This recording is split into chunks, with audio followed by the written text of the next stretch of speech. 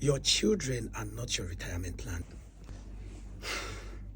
So my younger brother just added me to the family group chat. What does that mean to me or for me? It means it's either they want to share money or they are planning on sharing money, because I don't really do well with group, most especially when it's family, But this video is not about me or my younger brother or my dad or sharing money. This video is about the future us and the old them. See, parents, your children are not your retirement plan. It is becoming a thing that we want to abolish in this country and we want to normalize, and we are not going to let it happen. Your children are not your retirement plan. This is for those of you parents that in one way or the other, you're trying to do things for your children and making them feel like, oh, it is for them, but in reality, it's actually for your own benefits.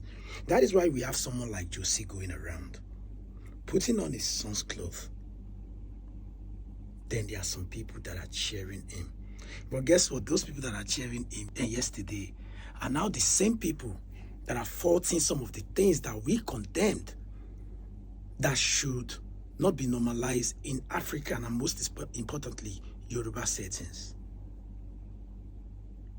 Stop using your children as retirement plan. Because if you're that kind of a man or woman, what it ends up being is this, or this is the end result.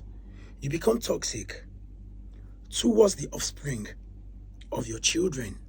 Let's say, for example, your daughter is the rich one in the relationship or marriage. If anything happens to her, you say, oh, okweni. Same thing if your son happens to be the rich one or the provider in the marriage or relationship. That is why we have a Josie that thinks Wunmi is the source of his problem. Children are not retirement plan. The future us that are yet, or the future us that already have, don't ever think of your children. Don't ever think of everything you're spending on them. That is why some African mothers, I look at them like, these are a bunch of crazy people. Afitiko Banshon Yomi, simply because your son or your daughter refused to listen to one thing that I feel like, nah, it is bad. As a parent, you have just one most important job. Leave a legacy. I know some of you will be like, yes. Not all parents will become landlord. Legacy is not about property, money, and all those things.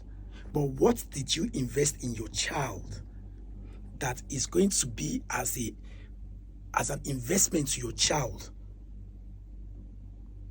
What legacy, what are the things you put on ground that is going to make your child or your son or your children or your whatsoever, your daughter or your I don't know.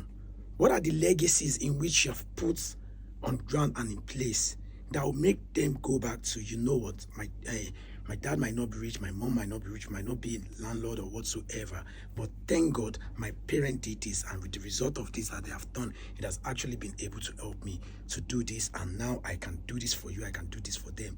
Don't prioritize your children coming back with return of investments.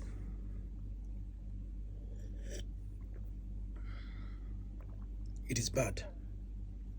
Do with whatsoever you like with this piece of information. Ireo.